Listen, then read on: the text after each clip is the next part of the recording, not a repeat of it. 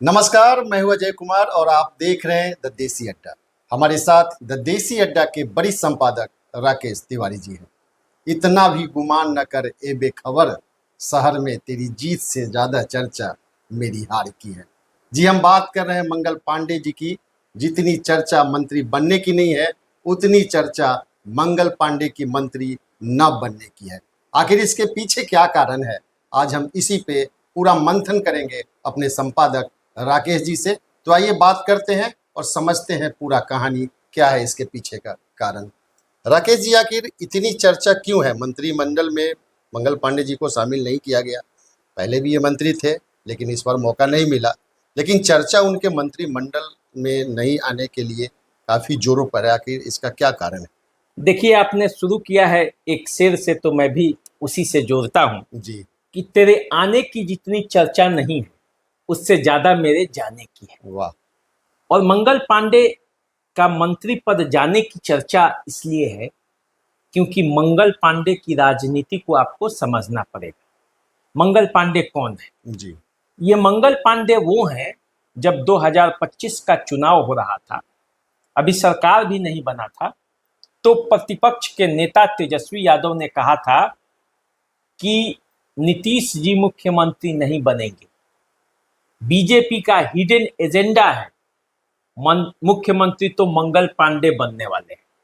तो आप इससे उनके पर्सनालिटी, उनके कद बीजेपी में क्या है, इसका अंदाजा आप लगा सकते हैं। बिल्कुल। ये वो मंगल पांडे हैं जो जब बंगाल के प्रभारी बने तो बंगाल में विजय श्री जो है वो बीजेपी को इतनी तगड़ी मिली, प्रचंड बहुमत के साथ उन्होंने जिस तरह से संगठन को मजबूती दी, उससे जीत में उनकी एक बड़ी मतलब इनके अनुभव का लाभ पूरा बंगाल को भी मिल गया। ये वो मंगल पांडे हैं जो महाराजगंज की गलियों से साइकिल और स्कूटर की सवारी करते हुए आज पटना में बड़े नेता हैं बीजेपी के। देश स्तर पर बीजेपी के नेताओं में अब उनकी गिनती होने लगी और इसलिए उनकी चर्चा जो है वो ज्यादा है कि आखिर बीजेपी ने ऐसे नेता को क्यों नहीं बनाया मंत्री। अब देखिए, जिस तरह की चर्चा वसुंधरा राजे सिंधिया की राजस्थान में थी जी, कि मुख्यमंत्री के पद क्यों नहीं मिला, जिस तरह की चर्चा शिवराज सिंह का जो मध्य प्रदेश में था, जिस तरह छत्तीसगढ़ में रमन सिंह की चर्चा थी, उसी तरह की चर्चा लगभग बिहार में है कि आखिर मंगल पांडे को मंत्री के पद से क्यों हटाया गया। मुख्यमंत्री तो सम्राट चौधरी को बनना था, पहले से भी लगभग ऐसा लग रहा था, लेकिन मंत्री का पद मंगल पांडे क्यों नहीं बने। तो देखिए, दो ही स्थितियां होती हैं ऐसी स्थिति में जिनके हार की चर्चा इतनी अधिक होती है। या तो वो उस आदमी से वो पूरा विभाग, पूरा सिस्टम आजिज हो जाता है कि इसको हटा देना है, नहीं तो इससे आने वाले समय में बड़ा नुकसान होने वाला है। और दूसरी स्थिति ये होती है कि उसके कद, उसके पर्सनालिटी, उसके बढ़ते हुए कद से लोग घबरा जाते हैं और तब उसको किनारे लगाने का प्रयास किया जाता है। अब मंगल पांडे किस श्रेणी में है, इसको लेकर अभी कोई मामला खुला नहीं है। लेकिन एक सवाल यहाँ पे है राकेश जी कि जैसे विधानसभा में जो चर्चा हो रही थी, और चर्चा ये है कि मैथिली ठाकुर ने जो सवाल उठाया था स्वास्थ्य मंत्री से, उस सवालों का जो जवाब था उससे मैथिली ठाकुर खुश नहीं थी, और एक कारण इसको भी जोड़ के देखा जा रहा है। देखिए, मंगल पांडे के राजनीतिक जीवन और मैथिली ठाकुर के राजनीतिक जीवन में कोई तुलना नहीं है जी। ये एकदम बेबुनियाद है कि मैथिली ठाकुर ने कोई सवाल पूछ दिया और मंगल पांडे उसका जवाब नहीं दे पाए और उसको राजनीति से उनको दरकिनार कर दिया गया। मैथिली ठाकुर अभी मंगल पांडे के राजनीतिक कद के आगे बच्चा ही बौनी है। बौनी नहीं, समझिए कि बच्चा है। और ये सवाल नहीं है, सवाल ये है मंगल पांडे हैं, उनके लिए बीजेपी ने क्या सोचा है।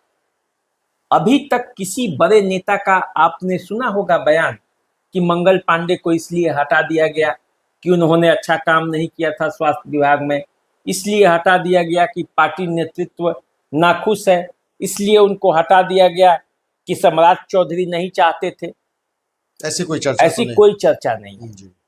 केवल चर्चा कौन कर रहे हैं? या तो मीडिया के कुछ लोग हैं, या जो छोटे छोटे कार्यकर्ता हैं, या मंगल पांडे के जो विरोधी हैं वो लोग शुरू से रहे हैं। बीजेपी भी इस बात को समझती है, और इसीलिए आप देखे होंगे कि मंत्री बनने के बाद किसी भी मंत्री का मंगल पांडे के बारे में कोई गलत स्टेटमेंट नहीं आया है, और न आएगा। ये बीजेपी है, समझ जाइए।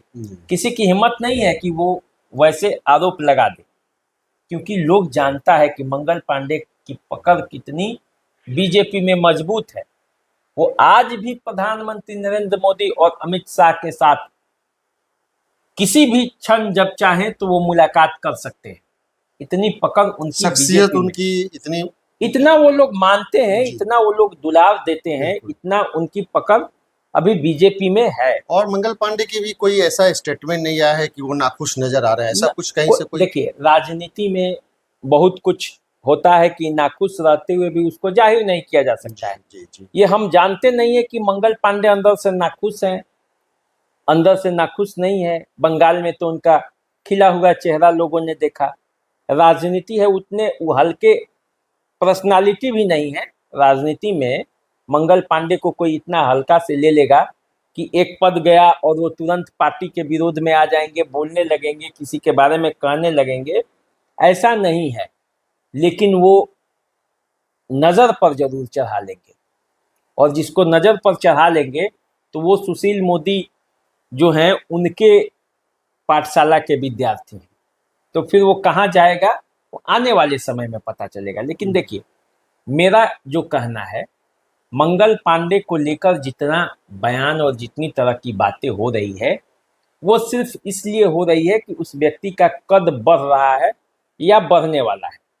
चाहे आप जिसको भी ले जाइए, नितिन नवीन जब भाजपा के अध्यक्ष बने थे तो उनके बारे में क्या क्या नहीं कहा गया। बिल्कुल।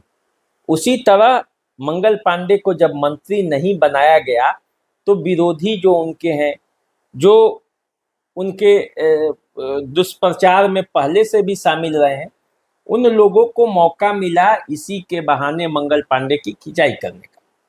देखिए, मंगल पांडे को ये सत्य है कि उनको ये पता नहीं था कि वो मंत्री नहीं बन रहे।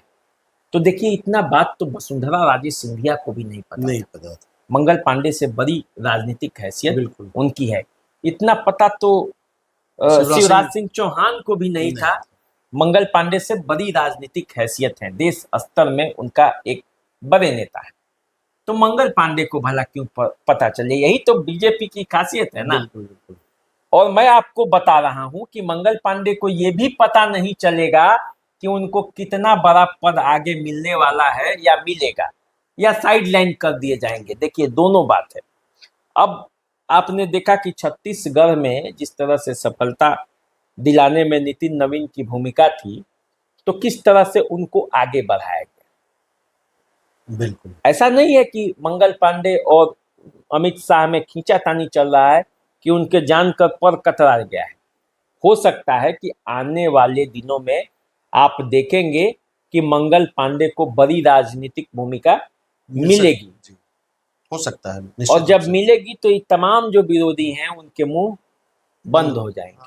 बीजेपी की ये परंपरा है, आप शुरू से देखते अब देखिए, जो बिहार के लोग हैं वो चाहते हैं, जो खास करके मंगल पांडे से लाभ लेने वाले लोग हैं, जिनका लाभ की जो दुकान है मंगल पांडे के भरोसे चलता है, वो कभी नहीं चाहेंगे कि वो दिल्ली जाए, वो कभी नहीं चाहेंगे कि वो केंद्र में चले जाए। तो फिर उनका यहाँ बात रखने वाला कौन होगा? उनके जो मंगल पांडे के बल पर जो राजनीति करते हैं, उनकी बात कौन पहुंचाएगा? तो उनको मायूसी है, उनको डर है, जरूर है कि भाई अपना एक मजबूत हाथ जो है वो यहाँ से चला जाएगा तो फिर हमारा क्या, हमारे काम नहीं बनेंगे, हमारे काम नहीं बनेंगे, हमारी बातों को मुख्यमंत्री तक पहुंचाने वाला कौन है? अभी तो आप सीधे मंगल पांडे जी से कहिए जी, और बात आपका मुख्यमंत्री तक पहुंच जाता था, बिल्कुल कहीं भी पहुंच जाता था, बिहार के किसी भी कोने में। लेकिन यदि मंगल पांडे राष्ट्रीय स्तर के कार्यों में लग जाएंगे तो उनके पास समय भी कम होगा, तो फिर बातों को पहुंचाना उतना आसान नहीं रह जाएगा, और इसलिए उनकी राजनीति में भी दिक्कत होगी। तो एक तो बात ये है। दूसरी बात ये है कि मंगल पांडे जिस मन और मिजाज के नेता हैं, उसको समझना पड़ेगा। देखिए, मंगल पांडे महाराजगंज सिवान में एक जगह है, वहाँ बलिया एक गांव है। उस बलिया के गांव से चलकर पटना के राजधानी में आकर एक बड़े स्तर पर उन्होंने राजनीति को स्थापित किया है। वो जब पटना में संघर्ष के दिनों में थे तो एक एक दिन मैंने उनको देखा है बीजेपी कार्यालय में किस तरह से मेहनत किया जाता है, मेहनत करते थे और लोगों तक बीजेपी संगठन का कार्य जो है उसको जमीन तक उतारते थे। और उसका नतीजा हुआ कि सुशील मोदी के प्रिय हो गए और उसके बाद वो प्रदेश अध्यक्ष भी बने जी। और उसके बाद स्वास्थ्य मंत्री भी बने। मंगल पांडे की खासियत ये है कि वो सबसे मिलजुल कर रहते हैं। सुशील कुमार मोदी के बाद नीतीश कुमार को यदि कोई हैंडल करने वाला व्यक्ति था तो वो मंगल पांडे थे। अब नीतीश कुमार को तो हैंडल करना नहीं है जी। तो मंगल पांडे की उपयोगिता यहाँ भी खत्म हो गई। तो अब कहाँ है, बीजेपी इस बात पर सोच रही होगी और इसी को लेकर जो है वो चर्चा में है, क्योंकि लंबे समय से जब कोई किसी पद पर रह जाता है तो उसके बारे में एनालिसिस भी होता है और ये लोकतंत्र में ये जरूरी भी है कि उनकी बातों को उनकी जो खामी है उसको भी उजागर किया जाए। कोई भी मनुष्य परफेक्ट नहीं होता, कोई भी उसमें कुछ अच्छाई होती है और कुछ बुराई होती है। तो जब आकलन का समय आता है तो दोनों तरह के आकलन होते हैं जी। और दूसरा ये मंगल पांडे के लिए भी ठीक है।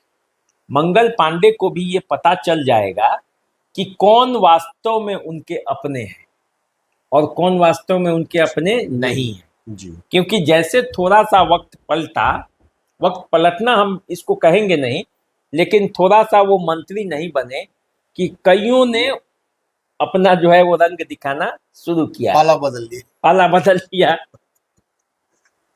तो इससे मंगल पांडे को भी आदमी को समझने में मौका मिलेगा। तो ये उनके लिए भी अच्छा है और इसीलिए मैं कहता हूं कि आने की जितना चर्चा नहीं है उतना मंगल पांडे के जाने की चर्चा है।